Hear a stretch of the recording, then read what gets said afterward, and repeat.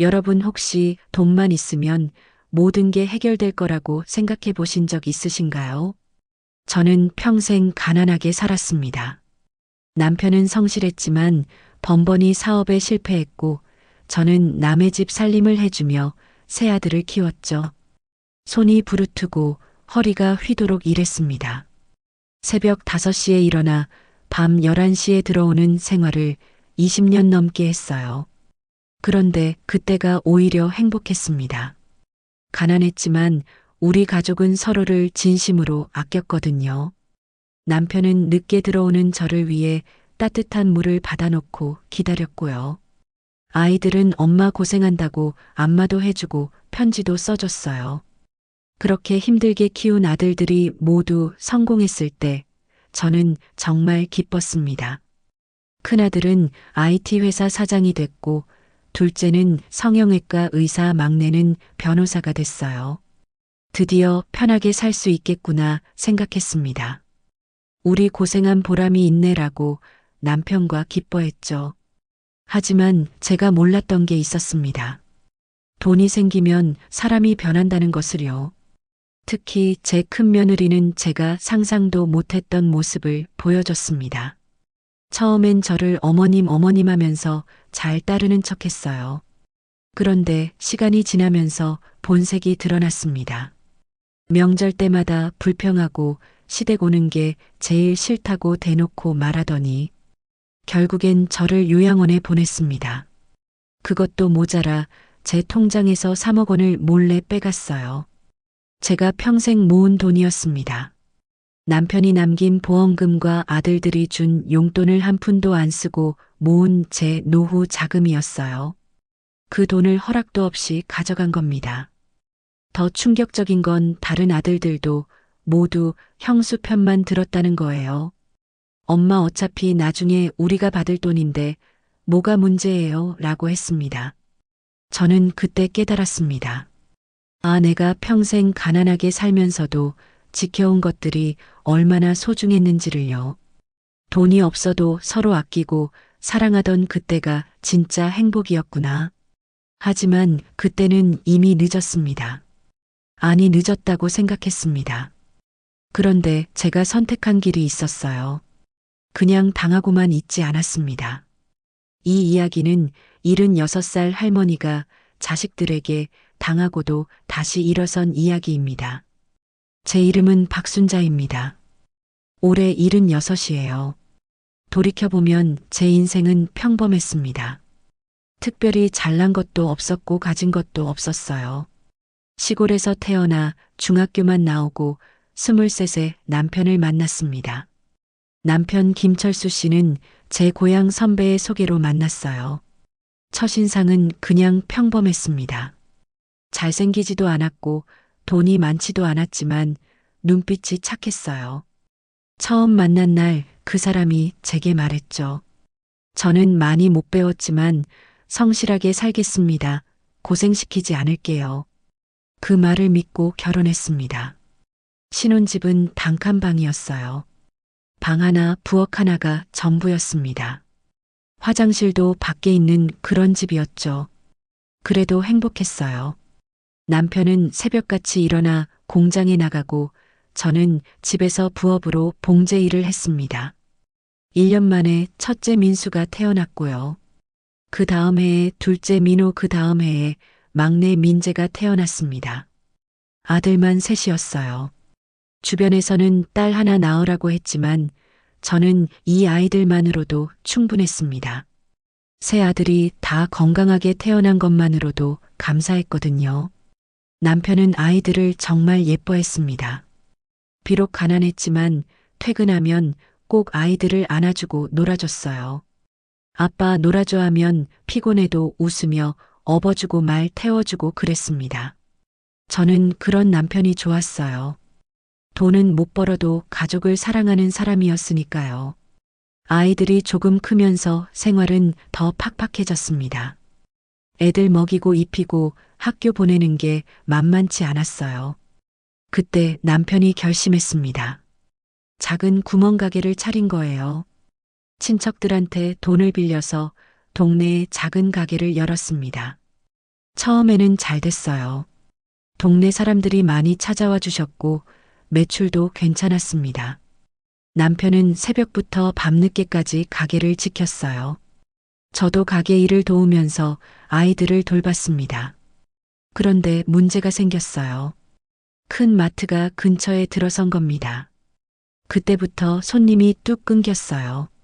마트는 물건도 싸고 종류도 많으니까 사람들이 다 그쪽으로 가더라고요. 우리 가게는 점점 장사가 안 됐습니다. 남편은 밤마다 고민했어요. 여보, 이러다간 안 되겠어. 다른 방법을 찾아야 해. 그래서 가게를 정리하고 다른 일을 알아봤습니다. 그런데 빚이 남았어요. 가게 차릴 때 빌린 돈을 다 못 갚은 거죠. 친척들한테 손 벌리기도 미안하고 남편은 스트레스를 많이 받았습니다. 그때 남편 친구가 찾아왔어요. 철수야, 나 사업하는데 좀 도와줄 수 없어? 무슨 도움? 보증 좀 서줘. 은행에서 대출 받으려는데 보증인이 필요하대.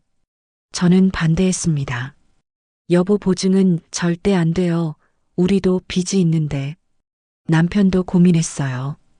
그런데 그 친구가 계속 애원했습니다. 철수야, 제발 나 살려줘. 너 아니면 안 돼. 결국 남편이 보증을 서줬어요. 그게 화근이었습니다. 몇 달 뒤에 그 친구가 사업에 실패하고 잠적한 거예요. 은행에서 남편한테 연락이 왔습니다. 보증인이시죠? 친구분이 연락이 안 되니까 대신 갚으셔야 합니다. 빚이 5천만 원이었어요. 그때 5천만 원이면 어마어마한 돈이었습니다. 남편은 머리를 싸맸어요. 내가 바보같이 왜 보증을 서줬을까? 저는 남편을 원망하지 않았습니다. 이미 엎질러진 물이었고 남편도 친구를 믿었던 거니까요. 대신 제가 일을 더 해야겠다고 생각했어요. 그래서 새벽에는 남의 집 청소를 하러 다니고 낮에는 식당에서 일했습니다. 저녁에는 또 다른 식당에서 설거지를 했어요. 하루에 16시간씩 일했습니다. 주말도 없었어요. 손은 세제 때문에 부르트고 허리는 서 있기만 해도 아팠습니다. 발바닥에는 굳은 살이 배기고 어깨는 늘 뻐근했어요. 그래도 참았습니다. 우리 아이들만큼은 배불리 먹이고 학교는 보내야 한다는 생각뿐이었거든요. 겨울에는 찬물에 손을 담가야 해서 손가락이 얼어붙는 것 같았고요. 여름에는 더운 주방에서 땀을 뻘뻘 흘리며 일했습니다. 집에 돌아오면 녹초가 됐어요. 그래도 아이들 얼굴 보면 힘이 났습니다. 아이들도 엄마가 힘든 걸 알았는지 착했어요.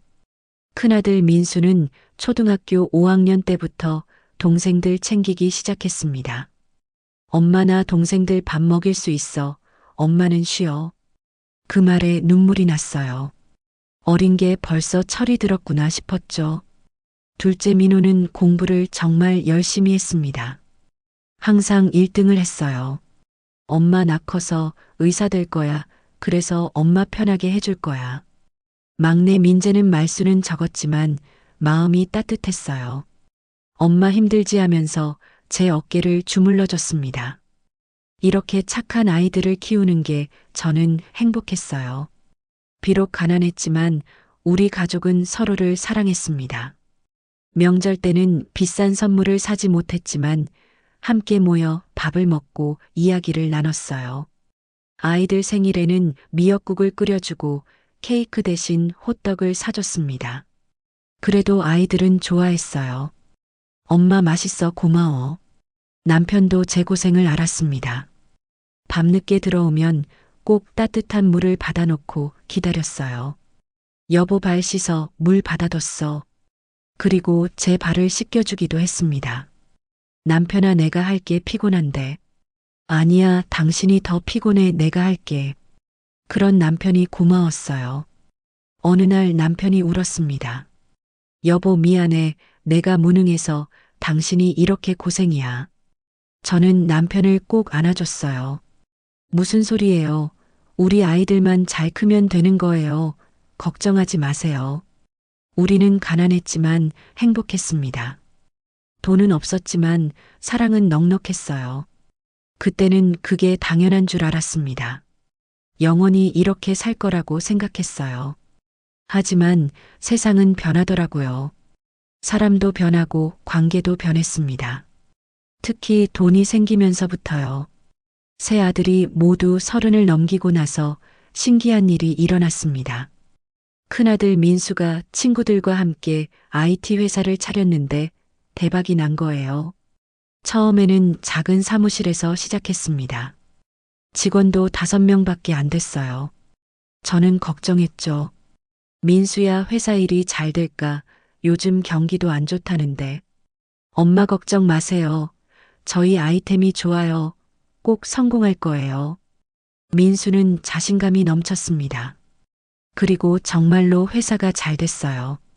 만든 앱이 인기를 끌면서 투자자들이 줄을 섰습니다. 1년 만에 직원이 20명이 됐고요. 2년 만에 100명이 넘었습니다. 민수는 강남에 사무실을 옮겼어요. 그리고 자기 집도 강남 아파트로 샀습니다. 50평짜리 아파트였어요. 저는 처음 민수네 집에 갔을 때 입이 다물어지지 않았습니다. 민수야, 이게 다 내 집이야. 네, 엄마, 제가 샀어요. 대단하다, 우리 아들. 민수는 외제차도 샀습니다. 벤츠였는데 저는 차 이름도 제대로 몰랐어요. 그냥 비싼 차라는 것만 알았죠.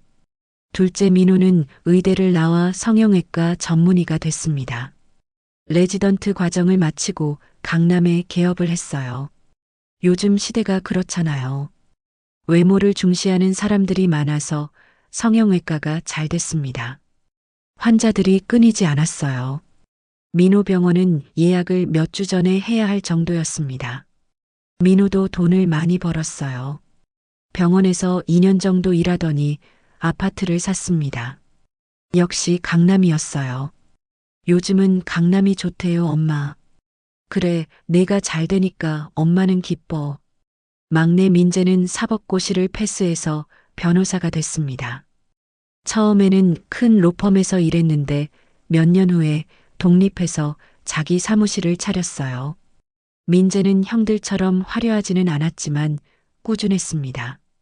사건을 맡으면 끝까지 파고들어서 승소율이 높았어요. 그러다 보니 입소문이 나서 의뢰인이 늘었습니다. 민재도 서초동에 사무실을 확장하고 변호사를 몇 명 고용했어요. 우리 세 아들이 모두 성공한 겁니다. 저와 남편은 정말 기뻤어요. 우리가 고생한 보람이 있다 싶었죠. 어느 날 저녁 남편이 눈물을 흘렸습니다. 여보, 우리 아이들 다 잘 됐어. 정말 대견해. 그러게요. 꿈만 같아요. 이제 우리도 좀 편하게 살 수 있겠어. 네, 이제 우리 시간이에요. 아들들도 처음에는 효자였습니다. 큰아들 민수는 저희를 위해 서초동에 작은 아파트를 사줬어요. 20평짜리였지만 저희한테는 궁전 같았습니다. 엄마, 아빠 여기서 편하게 사세요. 민수야, 고맙다. 내가 이렇게까지 해주다니. 당연한 거예요. 엄마 아빠가 저 키우느라 얼마나 고생하셨는데요. 둘째 민호는 매달 100만 원씩 용돈을 넣어줬습니다. 엄마 아빠 필요한 거 있으면 사드세요. 민호야, 이렇게 많이 줘도 돼. 당연하죠. 엄마 아빠 돈인데요. 막내 민재는 자주 찾아왔어요. 주말마다 와서 맛있는 것도 사주고 같이 산책도 했습니다. 여행도 보내줬어요. 제주도에도 가고 부산에도 가고. 저는 남편과 손을 잡고 바다를 보면서 행복했습니다. 여보, 우리 정말 복 받았어. 그러게, 아이들이 다 효자야. 그런데 문제는 며느리들이었습니다. 큰아들이 결혼한 건 회사가 잘 되기 시작할 무렵이었어요. 신부는 윤지영이라는 여자였습니다. 33이었고 대기업 다니는 커리어 우먼이었어요. 첫인상은 괜찮았습니다. 예쁘장하고 말도 잘하고 똑똑해 보였어요. 그런데 뭔가 느낌이 차가웠습니다. 저를 처음 봤을 때 눈빛이 위아래로 훑는 느낌이었거든요. 어머님, 안녕하세요. 잘 부탁드립니다. 말은 공손했지만 눈은 웃지 않았어요. 저는 그때부터 약간 불안했습니다. 민수야, 지영이가 나를 좀 불편해하는 것 같은데. 엄마 무슨 소리예요? 지영이 엄마 되게 좋아해요. 그래, 내가 예민한가 보다. 결혼식 날 저는 또 한 번 씁쓸했습니다. 신부 쪽 하객이 압도적으로 많았거든요. 화려한 사람들이 가득했어요. 반면 저희 쪽은 친척 몇 명이 전부였습니다. 윤지영 어머니가 저를 보며 말했어요. 사돈댁 친척분들이 좀 적으시네요. 저는 뭐라 대답할 말이 없었습니다. 지영이 아버지는 대기업 임원 출신이었고요. 어머니는 교수였습니다. 저희와는 완전히 다른 세계 사람들이었어요. 결혼식 끝나고 신혼여행 다녀온 뒤부터 윤지영이 본색을 드러내기 시작했습니다. 명절 때 시댁에 오는 걸 너무 싫어했어요. 시어머니 명절에 꼭 와야 해요. 그럼 안 오면 되니? 윤지영이 민수한테 투덜거렸습니다. 오빠, 나 시댁 가기 싫은데 올해는 패스하면 안 돼. 민수는 난처해했어요. 지영아, 그래도 명절인데. 윤지영은 결국 왔지만 표정이 좋지 않았습니다. 음식을 해놓으면 이것저것 트집을 잡았어요. 어머님, 이 나물 좀 짜지 않아요. 아, 그래, 내가 간을 잘못 봤나 보다. 그리고 TV만 보거나 방에 들어가 있었습니다. 제사 준비할 때도 절대 안 도왔어요. 지영아, 좀 도와줄래? 어머님, 저 잘 못해요. 오빠가 하는 게 나을 것 같아요. 민수가 대신 일을 했습니다. 저는 속이 쓰렸지만 참았어요. 우리 민수가 좋아하는 여자니까 잘해줘야지 생각했거든요. 그런데 윤지영은 시간이 갈수록 심해졌습니다. 어느 날은 대놓고 이런 말을 했어요. 솔직히 시댁 오는 게 제일 싫어요. 집도 좁고 불편하고. 저는 그 말을 듣고 가슴이 철렁했습니다. 민수한테 말했죠. 민수야, 지영이가 좀 그런 것 같은데 엄마한테 말을 함부로 하면 안 되지.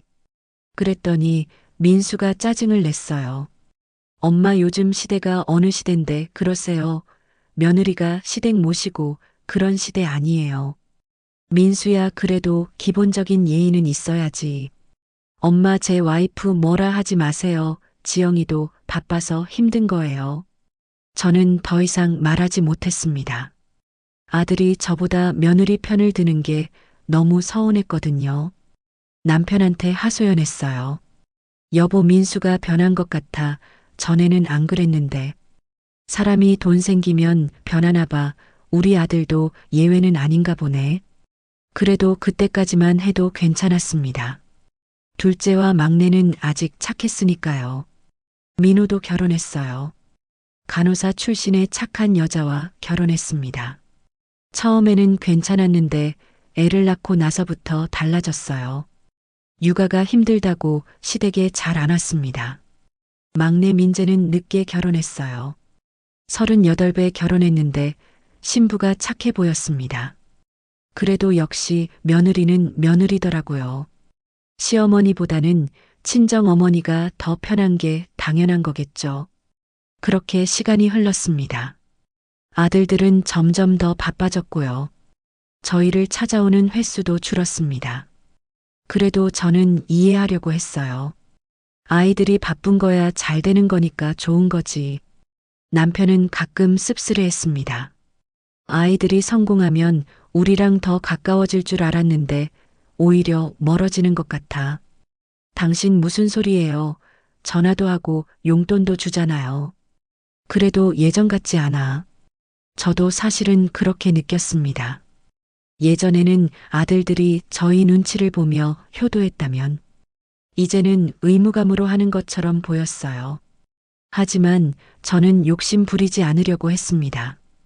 아이들이 잘 되는 게 중요하지 내가 뭐가 중요해. 그렇게 스스로를 달랬습니다. 남편이 세상을 떠난 건 작년 겨울이었습니다. 정확히는 지난해 12월 15일이었어요. 그날이 토요일이었습니다. 아침에 일어나서 같이 아침을 먹었어요. 남편이 좋아하는 된장찌개를 끓여줬습니다. 여보 맛있어. 역시 당신 손맛이 최고야. 그렇게 말하며 밥을 2그릇이나 먹었어요. 식사 후에 같이 거실에서 TV를 봤습니다. 아침 드라마를 보다가 남편이 갑자기 고개를 떨구더니 그대로 쓰러졌어요. 여보, 왜 그래? 대답이 없었습니다. 얼굴이 새하얘지고 숨을 안 쉬는 것 같았어요. 저는 황급히 119에 전화했습니다. 여보세요. 우리 남편이 갑자기 쓰러졌어요. 빨리 와주세요. 주소를 알려주고 인공호흡을 하라는 지시에 따라 심폐소생술을 했어요. 하지만 남편은 반응이 없었습니다.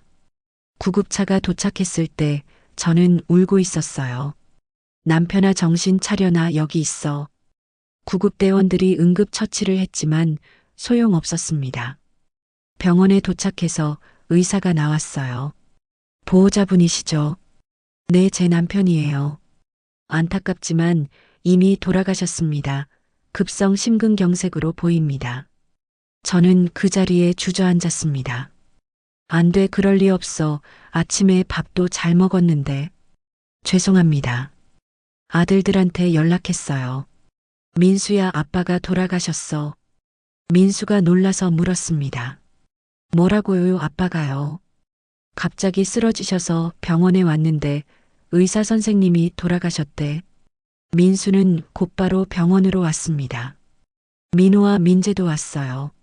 아들들은 아버지 시신을 보고 울었습니다. 아빠 왜 이렇게 갑자기 가세요? 저는 멍했어요. 평생을 함께한 사람이 순식간에 떠나버렸습니다.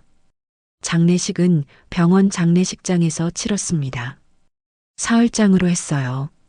첫날에는 사람들이 많이 왔습니다. 아들들이 성공했으니까 조문객도 많았죠.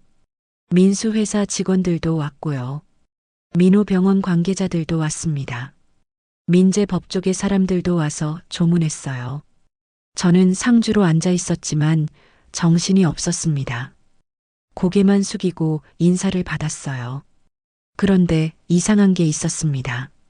사람은 많이 왔는데 아무도 제 슬픔을 이해하지 못하는 것 같았어요. 다들 형식적으로 위로의 말을 하고 갔습니다. 삼가 고인의 명복을 빕니다. 그 말이 귓전을 맴돌았지만 제 마음까지는 닿지 않았어요. 아들들도 바빴습니다. 민수는 계속 전화를 받았어요. 장례식장인데도 회사 일 때문에 통화를 했습니다. 네, 그거는 제가 나중에 처리할게요. 지금은 좀 어렵습니다. 끊임없이 전화벨이 울렸고요. 민수는 짜증을 내며 받고 끊기를 반복했습니다. 민호는 이틀째 되는 날 먼저 갔어요. 엄마 죄송한데 내일 중요한 수술이 있어서 먼저 가봐야 할 것 같아요. 그래, 가봐. 환자들이 기다리겠다. 저는 이해한다고 했지만 속으로는 서운했습니다. 막내 민재만 끝까지 있었지만 그것도 온전히 집중하지 못했어요. 계속 업무 전화와 문자가 왔거든요. 며느리들은 더했습니다. 윤지영은 장례식장 음식이 맛없다고 계속 투덜거렸어요. 여기 음식 왜 이래? 체인점에서 시키지. 조문객들한테도 불친절했습니다. 어서 오세요 라는 말도 없이 그냥 고개만 까딱했어요. 둘째 며느리는 아이들 돌봐야 한다고 일찍 갔습니다. 어머님 죄송해요. 애들이 어려서 오래 못 있겠어요. 그래 가봐. 막내 며느리는 그나마 있었지만 그것도 의무감 때문인 것 같았어요. 표정이 불편해 보였거든요. 장례를 치르는 동안 저는 외로웠습니다. 이렇게 많은 사람들 속에 있는데 혼자인 것 같았어요. 남편과 단둘이 있을 때가 오히려 덜 외로웠습니다. 3일장을 마치고 화장을 했어요. 남편은 낙골당에 모셔졌습니다. 집으로 돌아왔을 때 너무 허전했어요. 여보 나왔어 라고 말하려다가 남편이 없다는 게 실감났습니다. 그날 밤 저는 한숨도 못 잤어요. 남편 생각에 계속 울었습니다. 여보 당신 없으니까 진짜 외롭네. 어떻게 혼자 살아. 베개를 적시며 울었어요. 다음 날 아침 일어났을 때 집이 너무 컸습니다. 둘이 살 때는 좁다고 생각했던 20평 아파트가 혼자 살기엔 너무 넓었어요. 부엌에서 밥을 하는데 자꾸 2명 분량을 하게 되더라고요. 아, 남편 없구나 하고 다시 1명 분량으로 줄이고 저녁에 TV를 보는데 옆자리가 비어 있었습니다. 남편이 앉아있던 소파는 텅 비어 있었어요. 저는 그 자리를 보며 또 울었습니다. 밤마다 남편 생각에 잠을 못 잤어요. 여보, 나도 곧 갈게. 거기서 기다려. 아들들은 장례 후에 한 번씩 들렀습니다. 엄마 괜찮으세요? 응, 괜찮아. 혼자 계시기 힘들면 말씀하세요. 그래, 고맙다. 하지만 그뿐이었어요. 다들 바빴고 저는 혼자였습니다. 한 달쯤 지났을 때 민수가 찾아왔어요. 윤지영도 같이 왔습니다. 엄마, 이렇게 혼자 계시면 안 될 것 같은데요. 저는 고개를 저었습니다. 뭐가 불편하겠어. 괜찮아. 윤지영이 끼어들었습니다. 어머님, 저희가 알아봤는데요. 좋은 요양원이 있대요. 요양원이요? 나 아직 멀쩡한데 무슨 요양원을 가? 윤지영이 차갑게 말했습니다. 어머님, 요즘 시니어 타운 있잖아요. 거기 시설 되게 좋대요.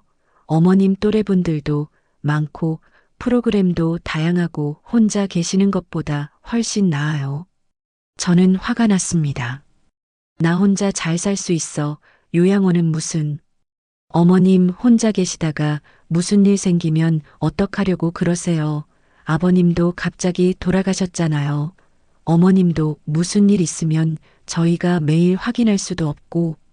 민수는 아무 말도 하지 않았습니다. 민수야, 너도 엄마를 요양원 보내고 싶어? 민수가 고개를 끄덕였어요. 엄마, 지영이 말이 맞아요. 혼자 계시는 것보다 요양원이 나아요. 저는 배신감을 느꼈습니다. 너희들이 바쁜 건 알아. 그래도 엄마를 요양원에. 어머님, 저희가 바빠서 그런 게 아니에요. 어머님 안전을 생각해서 그러는 거예요. 윤지영의 말투는 단호했습니다. 저는 더 이상 반대할 힘이 없었어요. 그때 저는 알았습니다. 아, 내가 짐이 됐구나. 아이들한테. 일주일 후 저는 요양원에 가게 됐습니다. 민수네가 고른 곳은 경기도 외곽에 있는 실버타운이었어요. 서울에서 차로 1시간 반 거리였습니다. 가는 길에 민수가 운전을 했고요. 윤지영이 조수석에 앉았습니다. 저는 뒷자리에 혼자 앉아 창밖을 봤어요. 점점 멀어지는 서울을 보면서 눈물이 났습니다. 요양원에 도착했을 때 첫인상은 괜찮았어요. 건물도 깨끗하고 정원도 잘 가꿔져 있었습니다. 직원이 나와서 맞이했어요. 어르신 어서 오세요. 저희 은빛마을 요양원입니다. 안으로 들어가니 시설이 정말 좋았습니다. 로비는 호텔처럼 넓고 깨끗했어요. 복도도 넓고 방도 개인실로 쓸만했습니다. 어머님, 여기 괜찮죠? 시설 좋잖아요. 윤지영이 만족스러운 표정으로 말했습니다. 저는 대답하지 않았어요. 제 방으로 안내받았습니다. 5평 정도 되는 방이었는데 침대와 옷장 작은 탁자가 있었어요. 화장실도 딸려 있었습니다. 어머님, 짐 정리하세요. 저희는 이만 가볼게요. 벌써요. 네, 저희 바빠서요. 다음 주말에 올게요. 민수와 윤지영은 30분도 안 있다가 갔습니다. 저는 짐을 풀면서 눈물이 났어요. 이게 내 인생인가? 요양원 생활이 시작됐습니다. 아침 6시에 기상하고 7시에 아침 식사를 했어요. 식당은 넓었고 어르신들이 많이 계셨습니다. 대부분 70대, 80대였고요. 저보다 나이가 많은 분들이 대부분이었습니다. 인사를 해도 대답하는 분이 별로 없었어요. 치매가 있는 분들이 많았거든요. 밥을 먹는데 옆자리 할머니가 계속 같은 말을 반복했습니다. 우리 딸이 언제 와? 우리 딸이 언제 와? 직원이 와서 달랬어요. 할머님, 따님 다음 주에 온대요. 그래, 다음 주에 오나? 잠시 후 또 같은 질문을 했습니다. 우리 딸이 언제 와? 저는 마음이 아팠어요. 식사 후에는 방으로 돌아와 TV를 봤습니다. 할 일이 없었거든요. 오전에 간단한 체조 프로그램이 있었지만 참여하고 싶지 않았어요. 점심을 먹고 낮잠을 자다가 오후에 산책을 했습니다. 요양원 정원을 혼자 걷는데 너무 외로웠어요. 저녁을 먹고 다시 방으로 돌아왔습니다. 밤이 되면 남편 생각이 더 많이 났어요. 여보, 나 여기 있어. 너무 외로워. 아들들은 첫 주에는 전화를 했습니다. 엄마 잘 지내세요? 응, 잘 지내. 불편한 거 없어요? 없어. 그럼 다음 주말에 갈게요. 하지만 다음 주말에는 오지 않았어요. 전화만 왔습니다. 엄마 죄송한데 이번 주에 일이 생겨서 못 갈 것 같아요. 그래, 괜찮아. 다음 주에 꼭 갈게요. 그렇게 한 달이 지났습니다. 민수는 한 달에 한 번 올까 말까 했어요. 올 때도 1시간 있다가 가버렸습니다. 윤지영은 아예 안 왔습니다. 민호는 2달에 한 번 왔어요. 그것도 30분 있다가 수술 스케줄이 있다고 가버렸습니다. 막내 민재만 일주일에 한 번씩 왔지만 그것도 오래 있지는 못했어요.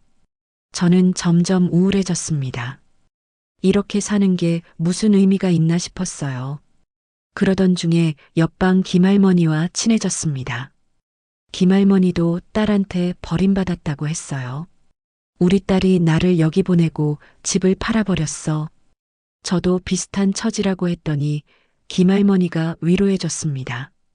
요즘 자식들이 다 그래. 우리가 너무 많이 해줘서 그런가 봐. 저는 김할머니와 자주 이야기를 나눴어요. 같이 산책도 하고 식사도 함께 했습니다. 조금씩 요양원 생활에 적응하고 있었습니다. 그런데 2달쯤 지났을 때 은행에서 전화가 왔어요. 고객님 계좌에서 큰 금액이 인출됐는데 확인하셨나요? 저는 깜짝 놀랐습니다. 무슨 소리예요? 저 돈 뺀 적 없는데요. 본인이 아니시라면 문제가 있을 수 있습니다. 얼마가 빠져나갔는데요? 3억 원입니다. 3억이요. 네, 일주일 전에 인출됐습니다. 저는 식은땀이 났어요. 3억은 제가 평생 모은 돈이었습니다. 남편이 남긴 보험금 1억과 아들들이 준 용돈 그리고 제가 일하면서 모은 돈까지 합쳐서 3억이었어요. 그 돈을 혹시 모를 일을 대비해서 그냥 통장에 넣어뒀던 건데 저는 황급히 민수한테 전화했습니다. 민수야, 내 통장에서 돈이 빠져나갔대. 무슨 일이야? 민수는 잠시 뜸을 들이더니 말했어요. 아, 그거요. 엄마 제가 말씀드렸잖아요. 무슨 말?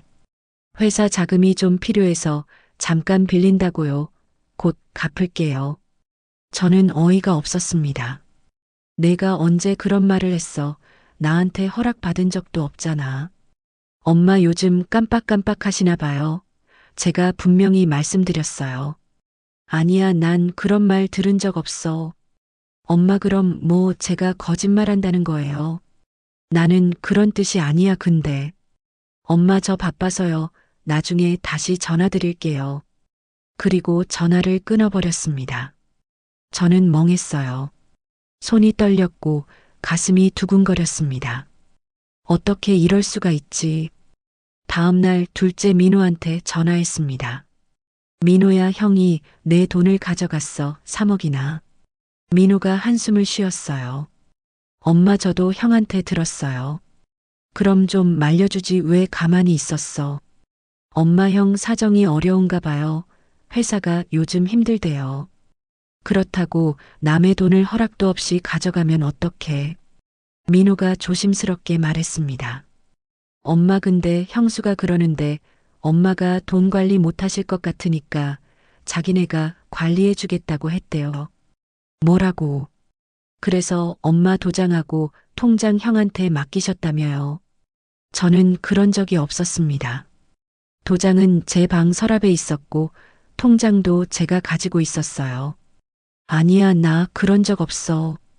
엄마, 그럼 형수가 거짓말하는 거예요. 나는 정말로 도장이나 통장을 준 적이 없어. 민호가 답답하다는 듯이 말했습니다. 엄마, 그럼 어떻게 된 거예요? 은행에서 돈이 빠져나갔으면 누군가 찾아간 거잖아요. 저는 요양원 직원한테 물어봤습니다. 한 달 전에 누가 제 방에 들어온 적 있나요? 직원이 확인해 보더니 말했어요. 아, 며느님이 어머님 짐 정리하러 오셨어요. 그때구나. 윤지영이 제 방에 들어와서 도장과 통장을 가져간 거였습니다. 저는 분노가 치밀었어요. 저는 당장 민수네 집으로 찾아가기로 했습니다. 요양원에서 나가려면 외출증을 써야 했어요. 직원한테 말했죠. 저 오늘 아들네 집에 좀 다녀올게요. 어르신 보호자분한테 연락드려야 하는데요. 아니요, 그냥 갔다 올게요. 직원이 난처해했지만 저는 그냥 나왔습니다. 요양원 앞에서 택시를 잡았어요. 기사님, 강남 서초동으로 가주세요. 먼 거리인데 괜찮으시겠어요? 네, 가야 해요. 택시비가 10만 원 가까이 나왔습니다. 하지만 개의치 않았어요. 제 3억이 걸린 문제였으니까요. 민수네 아파트에 도착한 건 오후 2시쯤이었습니다. 고급 아파트 단지였어요. 경비실에서 방문 확인을 했습니다. 몇 동 몇 호 방문이신가요? 이천동 305호요. 성함이 어떻게 되세요? 박순자요. 며느리한테 연락 안 하셔도 돼요. 그냥 올라갈게요. 경비가 규정상 연락을 해야 한다고 했지만 저는 그냥 올라갔습니다.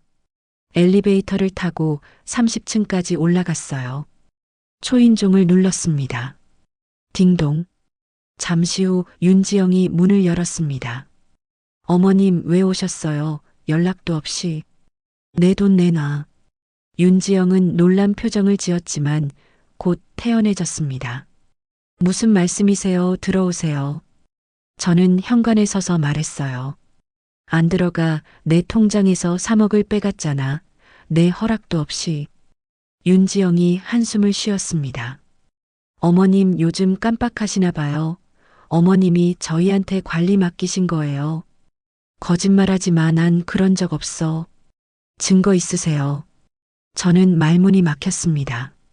윤지영이 계속 말했어요. 어머님, 이제 나이도 있으시고 혼자 돈 관리하시면 위험해요. 요양원에서 누가 어머님 꼬셔서 돈 빼갈 수도 있잖아요. 저희가 대신 관리해 드리는 게 나은 거예요. 그건 내가 할 소리가 아니야. 당장 내 돈 돌려줘. 윤지영의 얼굴이 차갑게 변했습니다. 어머님, 솔직히 말씀드릴게요. 그 돈 저희가 쓸 거예요. 뭐라고? 민수 오빠 회사 자금 필요하거든요. 요즘 경기가 안 좋아서 투자금이 떨어졌어요. 직원들 월급도 줘야 하고 운영비도 필요하고 그래서 어머님 돈 좀 써야 해요. 저는 믿을 수가 없었습니다. 그게 무슨 소리야? 내 허락도 안 받고. 나중에 회사 크면 갚을게요. 아니, 어차피 오빠가 어머님 아들인데 어머님 돈이 곧 오빠 돈 아닌가요? 나는 아직 살아있어. 어머님, 요양원비 누가 내는데요? 저희가 매달 300만 원씩 내잖아요. 그것만으로도 감사하셔야죠. 저는 가슴이 철렁했습니다. 이게 며느리가 시어머니한테 할 소리인가? 그때 민수가 퇴근해서 들어왔어요. 엄마, 왜 오셨어요? 연락도 안 하시고. 민수야, 지영이가 지금 무슨 말을 하는지 들었어. 민수는 고개를 돌렸습니다. 엄마, 지영이 말이 맞아요. 뭐라고? 어차피 나중에 제가 물려받을 돈인데 지금 쓰는 게 뭐가 문제예요. 회사가 어려운데 당장 돈이 필요해요. 나는 아직 살아있어. 그게 내 노후 자금이야. 엄마, 요양원비 저희가 내잖아요. 그것만으로도 감사하셔야죠. 민수야, 그게 무슨 말이야. 요양원은 너희가 보내고 싶어서 보낸 거잖아. 엄마도 좋다고 하셨잖아요. 나는 싫다고 했어. 너희가 강제로 보낸 거야. 엄마 그때 동의하셨어요. 서류에 사인도 하셨고. 저는 화가 났습니다. 내가 언제 사인을 해? 엄마 요양원 입소할 때 하셨잖아요. 그건 입소 동의서였지 재산관리 위임은 아니었어. 민수가 짜증을 냈습니다. 엄마 그리고 솔직히 말씀드릴게요. 엄마가 요양원에 계시는 게 저희한테도 편해요. 집에 계시면 신경 쓰여서 일도 못 하겠더라고요. 민수야, 이제 그만 들어가세요. 다음에 주말에 뵐게요. 그리고 문을 닫아버렸습니다. 저는 그 앞에 한참을 서 있었어요. 눈물이 났습니다. 이게 내가 평생 고생해서 키운 아들인가?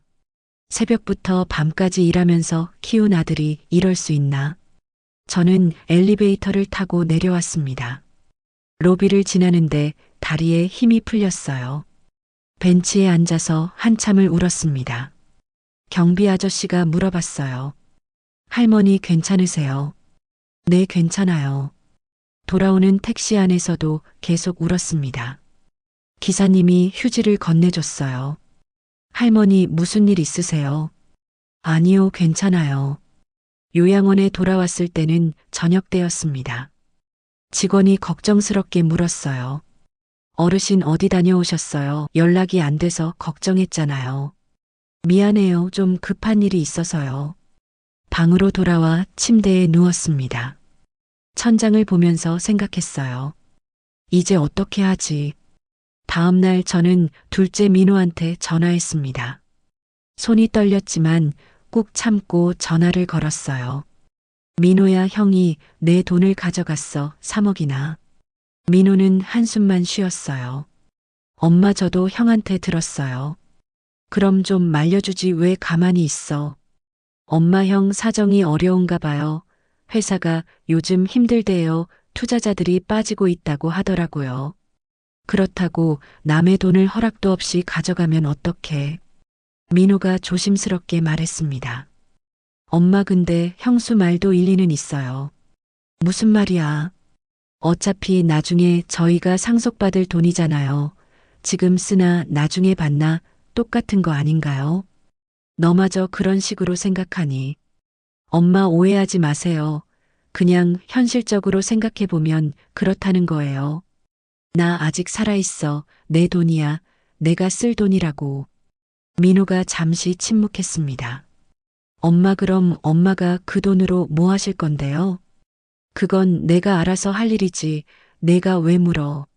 엄마 요양원비며 생활비며 다 저희가 되는 거잖아요. 엄마가 쓸 때도 별로 없으시면서 왜 그렇게 돈에 집착하세요? 집착이라니. 네, 솔직히 엄마 나이에 3억이 뭐가 필요해요. 저는 할 말을 잃었습니다. 민호야, 내가 정말 그런 생각을 하는 거니? 엄마 저도 지금 병원 운영하느라 바빠요. 형 일까지 신경 쓸 여유 없어요. 그리고 솔직히 형이 돈 좀 쓴다고 엄마한테 당장 문제될 것도 없잖아요. 문제가 없다니 그게 내 전 재산이야. 엄마 전 재산이라고 해봤자 3억밖에 안 되잖아요. 요즘 세상에 3억이 뭐가 대수예요. 저는 가슴이 무너지는 것 같았습니다. 민호 입에서 나온 말이 믿기지 않았어요. 민호야, 엄마가 그 3억을 모으려고 얼마나 고생했는지 알아. 엄마 그건 알죠. 근데 그게 옛날 얘기잖아요. 지금은 저희가 엄마 모시고 있는데 뭐가 문제예요? 저는 더 이상 말하고 싶지 않았습니다. 알았어, 나는 그냥 끊을게. 엄마 화내지 마세요. 저는 그냥 전화를 끊었습니다. 손이 떨렸어요. 민호마저 그런 생각을 하다니. 저는 막내 민재한테 전화했습니다. 민재만큼은 다를 거라고 믿었거든요. 민재야, 엄마 무슨 일이세요? 형이 엄마 돈 가져간 거 알아? 내 형들한테 들었어요. 그럼 좀 어떻게 해봐. 3억이야. 3억 내가 평생 모은 돈이라고. 민재가 조용히 말했습니다. 엄마 저도 형한테 말했어요. 근데 형이 꼭 필요하대요. 회사가 정말 어렵다고. 그렇다고 이렇게 가져가면 돼. 엄마 법적으로는 문제가 있긴 해요. 근데 가족 간의 일이잖아요. 그래서 고소하실 거 아니면 어쩔 수 없는 것 같아요. 고소를 해야 하나? 민재가 황급히 말했습니다. 아니, 그건 아니고요. 제 말은 가족끼리 해결하는 게 나을 것 같다는 거예요. 그럼 어떻게 해결해? 시간이 필요할 것 같아요. 형 회사 상황 나아지면 돌려줄 거예요. 언제? 그건 저도 모르죠. 한 1년? 2년? 1년이나 2년을. 엄마 그 정도는 기다려 주셔야죠. 민재야, 넌 내 편이 아니니. 엄마 전 엄마 편이에요. 근데 형도 제 형이잖아요. 둘 다 소중해요. 저는 허탈했습니다. 소중하다는 말로 이 상황을 넘기려고 하다니. 민재야, 엄마가 언제까지 살 것 같아? 엄마 무슨 말씀을 그렇게 하세요? 나 이제 76이야. 언제 죽을지 몰라. 그런데 내 노후 자금을 형이 가져갔어. 만약에 내가 요양원비를 못 내면 어떡하려고. 엄마, 그건 저희가 낼게요. 너희가 낸다고 너희 다 바빠서 엄마 신경도 잘 못 쓰잖아. 엄마 돈은 드릴게요. 근데 시간은 좀 이해해 주세요. 민재 목소리에는 피곤함이 묻어났습니다. 저는 더 이상 할 말이 없었어요. 알았어. 그럼 나는 내 방법대로 할게. 엄마, 무슨 방법요? 전화를 끊었습니다. 저는 침대에 앉아서 한참을 생각했어요. 세 아들 모두 저를 이해하지 못했습니다. 아니, 이해하지 않으려고 했어요. 제 입장은 전혀 생각하지 않고 형제끼리 싸우기 싫다는 이유로 덮으려고 했습니다. 저는 그날 밤 한숨도 못 잤어요. 천장을 보면서 생각했습니다. 이대로 당하고만 있을 순 없어. 요양원으로 돌아온 저는 며칠 동안 밥도 제대로 못 먹었습니다. 입맛이 없었어요. 식당에 가도 밥을 몇 숟가락만 먹고 나왔습니다. 직원이 걱정했어요. 어르신 요즘 식사를 잘 안 하시네요. 어디 불편하세요? 아니요, 괜찮아요. 얼굴이 많이 안 좋으신데 병원 가보실래요? 괜찮다니까요. 저는 방으로 돌아와 침대에 누워 있었습니다. 제 인생이 뭐였나 싶었어요. 평생 남을 위해 살았는데 결국 이렇게 되는구나. 새벽부터 밤까지 일하면서 아이들 키웠는데 손이 부르트고 허리가 휘도록 일했는데 결국 아이들한테 버림받는구나. 밤마다 남편 생각이 났습니다. 베개에 얼굴을 묻고 울었어요. 여보, 당신 말이 맞았어. 아이들한테 너무 많이 해주면 안 되는 거였어. 남편은 살아생전에 말했었거든요. 여보, 우리 아이들한테 너무 많이 해주지 말아요. 스스로 할 수 있게 내버려둬야 해요. 우리가 다 해주면 나중에 당연하게 생각해요. 그때 저는 그 말을 무시했습니다. 무슨 소리예요? 우리 아이들한테 해줄 수 있을 때 다 해줘야죠. 부모가 자식한테 해주는 게 당연한 거예요. 남편은 고개를 저었어요. 당연한 게 어디 있어. 우리도 한계가 있잖아. 아이들이 스스로 살아갈 수 있게 가르쳐야지. 저는 그때 남편 말을 귀담아 듣지 않았습니다. 지금 생각해보니 남편 말이 맞았어요. 제가 너무 많이 해줘서 아이들이 당연하게 생각한 거였습니다. 희생을 너무 많이 해서 아이들이 그 가치를 모르게 된 거였어요. 그렇게 일주일쯤 지났을 때 옆방 김할머니가 찾아오셨습니다. 문을 두드리는 소리가 났어요. 순자 씨, 거기 계세요? 네, 계세요. 문을 열고 들어왔습니다. 순자 씨, 무슨 일 있어요? 얼굴이 왜 그래요? 많이 안 좋아 보여요. 저는 김할머니한테 모든 걸 털어놨습니다. 큰아들이 제 돈을 가져갔고요. 다른 아들들도 모르는 척한다고. 며느리는 저를 요양원에 보내놓고 통장을 털었다고. 김할머니가 혀를 찼어요. 에이고, 요즘 자식들이 다 그래요. 돈만 보지 부모는 안 봐요. 할머니도 그런 일 있으세요? 있고 말고요. 저도 딸한테 당했어요. 김할머니 이야기를 들었습니다. 딸이 하나 있었는데 효녀인 줄 알았대요. 결혼하고 나서 집을 사야 한다고 해서 도와줬답니다. 그런데 집을 살 돈이 부족하다고 해서 김할머니 명의로 대출을 받았대요. 그리고 나중에 갚겠다고 했는데 안 갚았답니다. 결국 김할머니가 대출금을 갚았고요. 그 다음에는 김할머니 집을 딸 명의로 해달라고 했대요. 노후에 세금 문제도 있고 나중에 상속세도 아낄 수 있다면서요. 김할머니가 믿고 해줬는데 딸이 그 집을 팔아버렸답니다. 그리고 김할머니를 요양원에 보냈대요. 집 판 돈은 딸이 다 쓰고 저는 깜짝 놀랐습니다. 그런 자식이 어딨어요. 많아요. 여기 계신 분들 반은 다 그런 사연 있어요. 저는 더 슬펐습니다. 그 말을 듣고 제가 특별한 게 아니구나 싶었어요. 요즘 세상이 그렇구나. 그런데 김할머니가 말했어요. 근데 순자 씨 가만히 당하고만 있으면 안 되죠. 어떡하라는 거예요?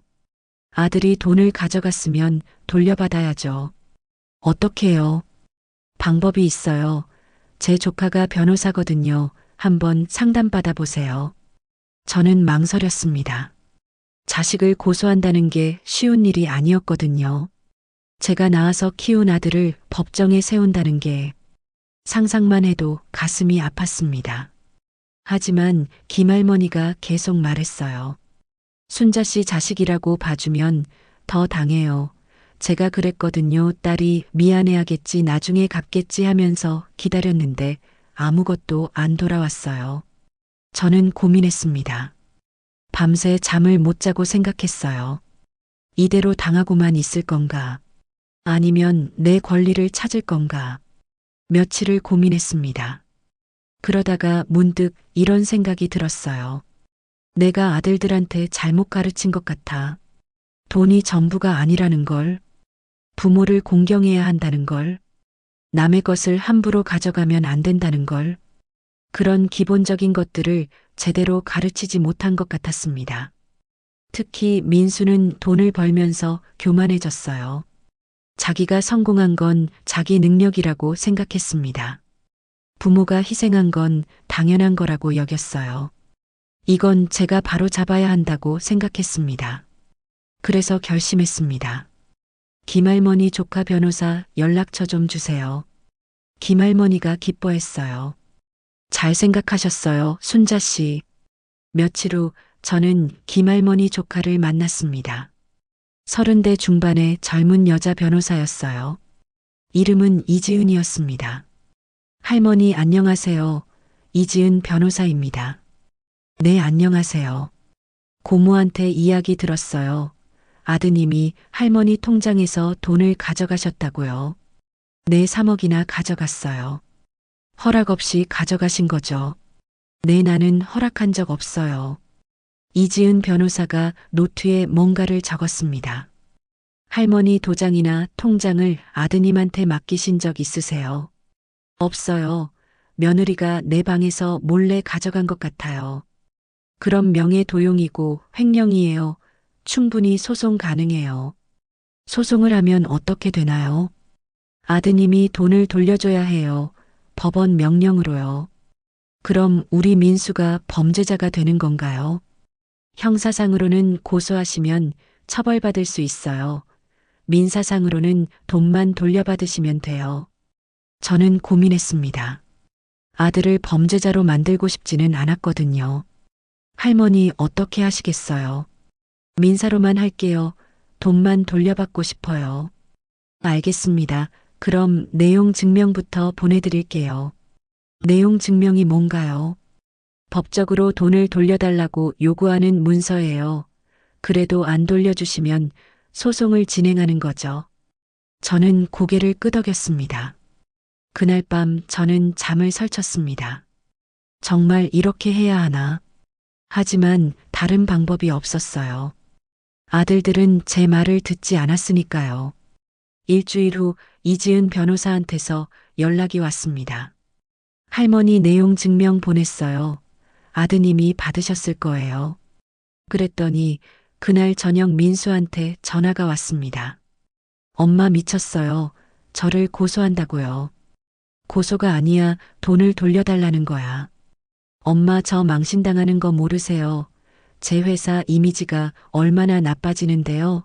사장이 어머니 돈 훔쳤다는 소문 나면 어떡하려고요? 그건 내가 생각했어야지.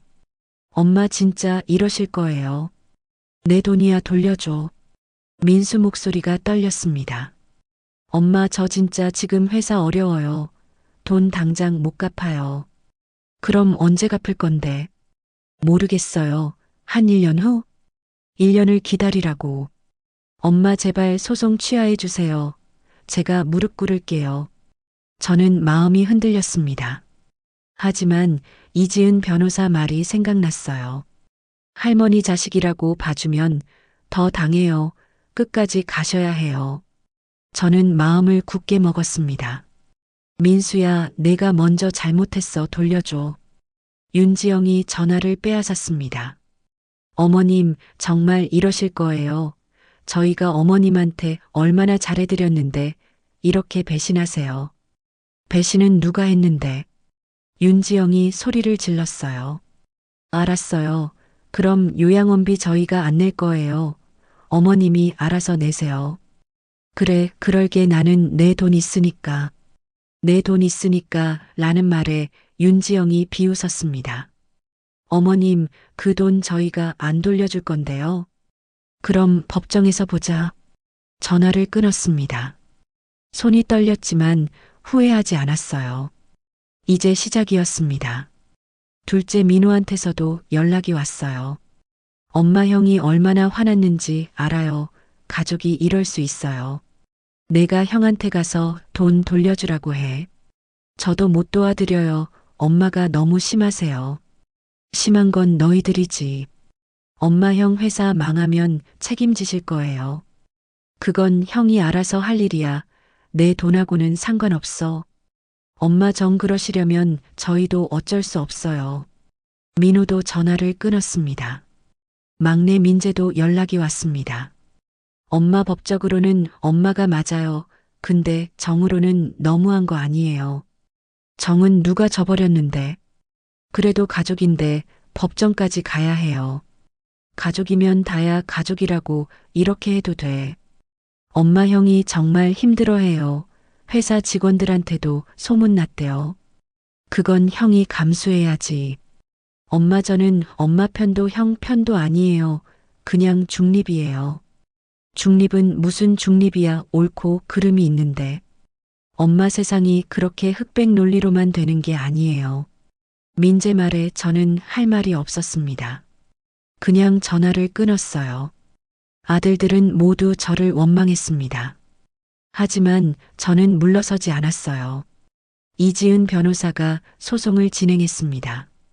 법원에 소장을 제출했고요. 첫 재판 날짜가 잡혔습니다. 재판 전날 밤 저는 잠을 못 잤어요. 내일 법정에서 민수를 만난다는 게 믿기지 않았습니다. 제가 낳아서 키운 아들을 법정에 세운다는 게 다음 날 아침 김할머니가 같이 가겠다고 했어요. 순자 씨 혼자 가면 힘들 거예요. 제가 같이 갈게요. 고마워요, 할머니. 우리는 택시를 타고 법원에 갔습니다. 서울중앙지방법원이었어요. 큰 건물이 위압적으로 느껴졌습니다. 법정 앞에서 이지은 변호사를 만났어요. 할머니 준비되셨어요. 네, 괜찮아요. 법정 안으로 들어갔습니다. 민수가 이미 와 있었어요. 윤지영도 같이 왔더라고요.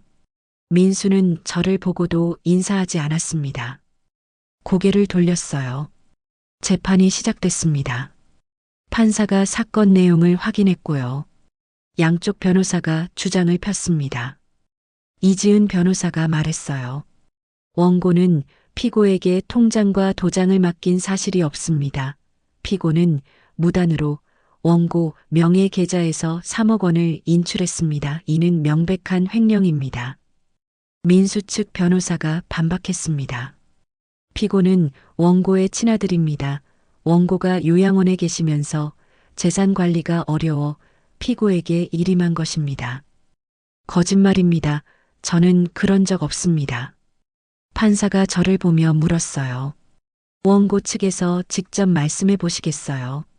저는 떨리는 목소리로 말했습니다. 저는 아들한테 제 통장을 맡긴 적이 없습니다. 며느리가 제 방에서 몰래 가져갔어요. 증거가 있으십니까? 요양원 직원이 증언할 수 있습니다. 판사가 고개를 끄덕였습니다. 다음 재판에서 증인 신문을 하도록 하겠습니다. 첫 재판은 그렇게 끝났습니다. 법정을 나오는데 민수가 저를 불렀어요. 엄마. 저는 돌아봤습니다. 민수 얼굴이 많이 야위어 있었어요. 엄마 정말 끝까지 가실 거예요. 당연하지. 민수가 고개를 떨어뜨렸습니다. 알겠습니다. 그리고 돌아서서 갔습니다. 저는 가슴이 아팠지만 참았어요. 두 번째 재판에서 요양원 직원이 증언했습니다. 내 며느님이 어머님 방에 들어가시는 걸 봤습니다. 짐 정리하러 왔다고 하셨어요. 그때 원고께서 허락하셨나요? 아니요. 어머님은 모르셨어요. 그날 프로그램에 참여하고 계셨거든요. 민수 측 변호사가 반박했지만 소용없었습니다. 증거가 명확했거든요. 세 번째 재판에서 판결이 났습니다. 판사가 말했어요. 피고는 원고에게 3억 원을 즉시 반환하라. 또한 소송 비용은 피고가 부담한다. 저는 이겼습니다. 법정을 나오면서 김할머니가 축하해줬어요. 순자 씨 이겼어요. 네, 이겼네요. 그런데 기쁘지 않았습니다. 오히려 슬펐어요. 제가 아들을 이긴 거니까요. 민수는 어쩔 수 없이 돈을 돌려줬습니다. 일주일 후에 제 계좌로 3억 원이 들어왔어요. 하지만 그 후로 아들들은 아무도 연락하지 않았습니다. 명절에도 생일에도 전화 한 통 없었어요. 저는 외로웠습니다. 돈은 돌려받았지만 아들들을 잃은 것 같았어요. 한 달쯤 지났을 때 요양원에서 프로그램에 참여하기 시작했습니다. 그림 그리기 수업이었어요. 저는 그림을 그려본 적이 없었지만 해봤습니다. 의외로 재미있었어요. 색연필로 꽃을 그리고 물감으로 풍경을 그렸습니다. 선생님이 칭찬해줬어요. 어르신 소질이 있으시네요. 그래요, 처음 그려봤는데. 계속하시면 잘하실 것 같아요. 저는 그림 그리는 시간이 좋았습니다. 아무 생각 없이 그림에만 집중할 수 있었거든요. 노래 교실도 다니기 시작했어요. 옛날 노래를 배웠습니다. 동백아가씨, 노란 샤스의 사나이 같은 노래들. 함께 부르면서 옛날 생각도 나고 기분도 좋아졌어요.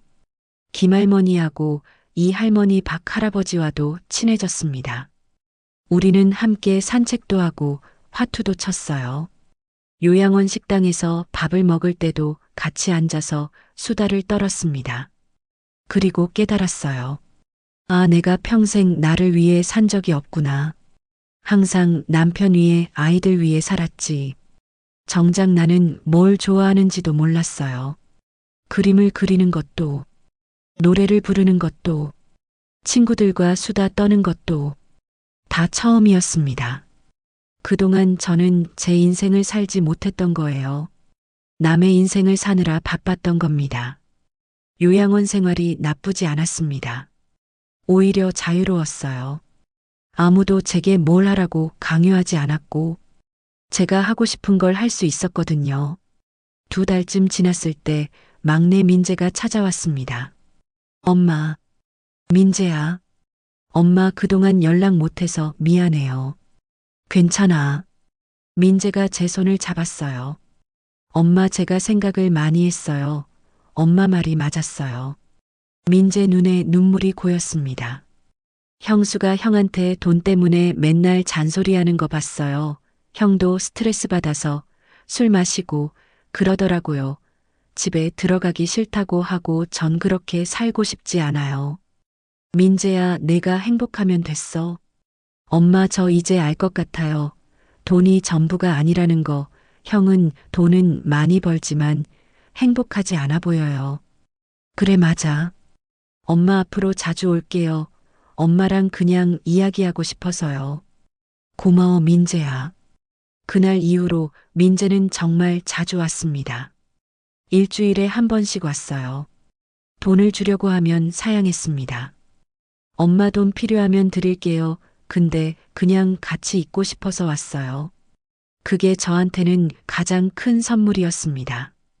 돈보다 시간을 주는 게, 함께 있어주는 게 얼마나 소중한지 알게 됐어요. 큰아들 민수는 결국 회사가 어려워졌다고 들었습니다. 돈만 쫓다가 직원들한테 신뢰를 잃었대요. 투자자들도 떠나갔다고 합니다. 윤지영과도 사이가 안 좋아졌대요. 돈 문제로 싸운다고 들었습니다. 둘째 민호는 돈은 많이 버는데 가족들이랑 사이가 안 좋대요.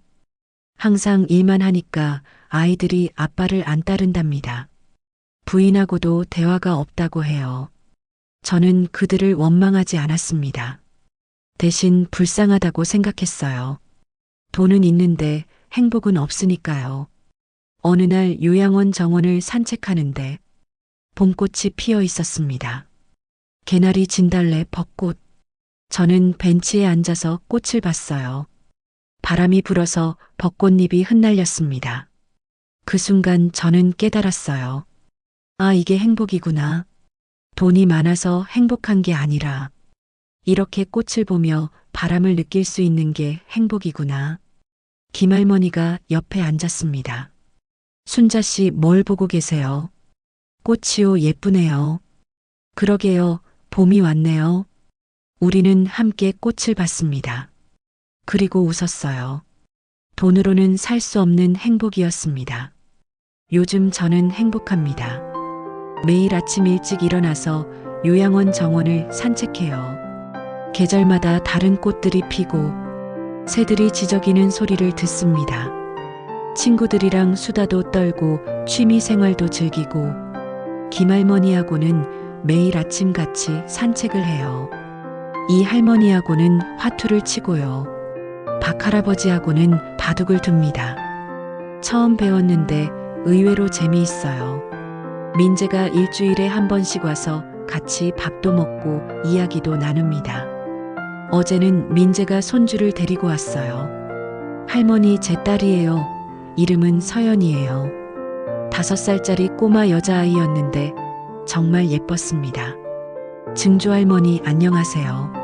서연이가 제게 꽃을 건넸어요. 증조할머니 드려요. 고맙구나. 그 아이를 보면서 생각했어요. 이 아이는 돈보다 사랑을 많이 받고 자랐으면 좋겠다고. 돈으로 행복을 살 수는 없으니까요. 제 인생을 되돌아보면 가장 행복했던 순간은 돈이 많을 때가 아니었어요. 가난했지만 가족이 서로 아끼고 사랑했던 그때가 가장 행복했습니다. 단칸방에서 살 때, 라면으로 저녁을 때울 때, 헌 옷을 입고 다닐 때, 그래도 우리는 행복했어요. 서로 사랑했으니까요. 지금도 행복해요. 많이 가진 건 없지만 진짜 소중한 걸 알게 됐으니까요. 꽃을 보며 아름다움을 느끼고 친구들과 웃으며 이야기 나누고 손주가 건네는 꽃 한 송이에 감동하고 이런 작은 것들이 진짜 행복이더라고요. 민수는 아직도 연락이 없습니다. 하지만 저는 기다릴 거예요. 언젠가는 깨달을 거라고 믿어요. 돈이 전부가 아니라는 걸, 부모의 사랑이 얼마나 소중한지. 그날이 오면 저는 민수를 안아줄 겁니다. 괜찮아, 엄마가 이해해라고 말해줄 거예요. 여러분도 기억하세요. 돈은 중요하지만 전부가 아니에요. 사랑하는 사람들과 함께하는 시간, 서로를 아끼고 존중하는 마음, 작은 것에 감사할 줄 아는 여유. 그게 진짜 행복입니다. 저는 이제 그걸 압니다. 그리고 그것만으로도 충분히 행복합니다. 76 나이에 처음으로 제 인생을 살고 있습니다. 늦었지만 후회하지 않아요. 지금이라도 깨달았으니까요. 오늘도 저는 정원을 산책하고 친구들과 웃고 손주가 보고 싶으면 민재한테 전화하고 그림을 그리고 노래를 부릅니다. 이게 제 행복입니다. 돈으로는 살 수 없는 행복. 진짜 행복입니다.